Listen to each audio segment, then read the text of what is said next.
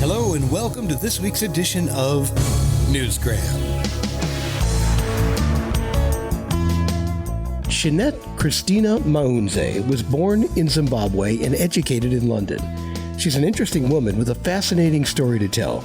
So she did, in her new book, Slaves of the One They Chose to Obey, A Family Torn Apart. This is the true story of her family and how it was destroyed by unscrupulous, ungodly prophecies, false prophets, and witch doctors. It has torn my family apart. I know of people who have read my book and said, oh, that's what happens in my family. That's what happened. But I'm talking about my family. That's why I'm so emotional about it. An important takeaway here is that you don't have to be from Zimbabwe to believe in witch doctors. We put our faith and trust in the wrong hands every day, right here in America. People are misled all the time, and there's not much we can do about it on this episode of Newsgram. But if you look for similarities between your culture and Shinete's, you'll probably find them. Her story is about a once loving family who learned to hate each other enough to hire hitmen to poison each other's children, all in the name of the prophets and witch doctors. Witch doctors, prophets, or diviners, these are people who explain phenomena or misfortunes that happen in families. And for every misfortune, families who don't believe in God, they think their misfortunes can be explained by these diviners. Her father didn't believe in diviners, but he wasn't a Christian either. Sometimes he'd visit mediums, attempting to find explanations for the sickness and misfortunes that were affecting their family. During the consultation, the results were always the same. They lied to him, so he refused to pay their fee, and then one day her father's best friend, Mangidi, paid him a visit. Mangidi killed my father. Of course, he didn't believe in God. That's why he was easily manipulated by people who don't believe in God to kill somebody else who was like my father. She says the witch doctors and false prophets' sole aim is to gain power and control over their victims by instilling fear and confusion in their minds. When they go to them, they expect to be told the culprit who is responsible for the misfortune. If somebody dies in the family, there must be somebody responsible for it. If somebody is sick, there must be somebody responsible for it.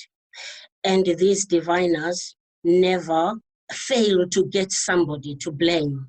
And it's normally somebody with very close within the family. It's the brother, it's the aunt, it's the sister who is responsible. And this has torn families apart. These are good people, trusting people who came to them for help.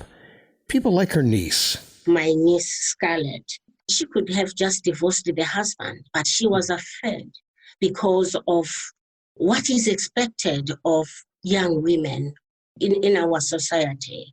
She ended up getting rid of so many pregnancies, one of which killed her.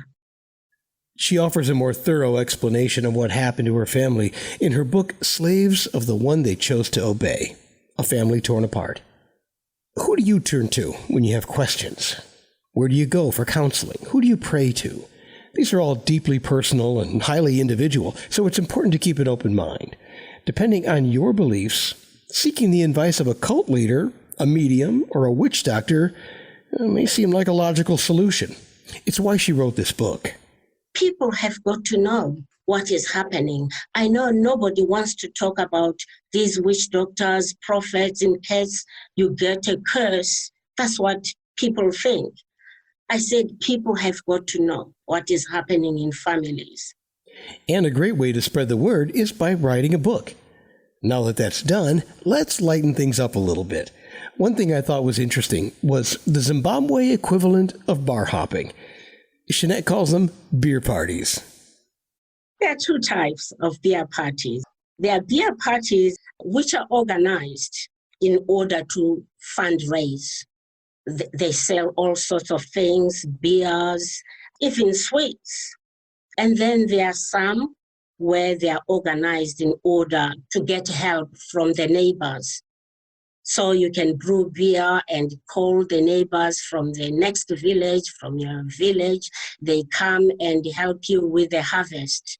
And you have to provide food for them, beer for them, and they help you out. A community working together for the enjoyment of beer. A beer party sounds pretty good right now. Let's all go out to our villages, brew some beer, bring in the harvest, and talk about ways to unite our global community. The book, Slaves of the One They Chose to Obey, is available right now, and there's a link to it in the show notes. And that'll do it for this edition of Newsgram.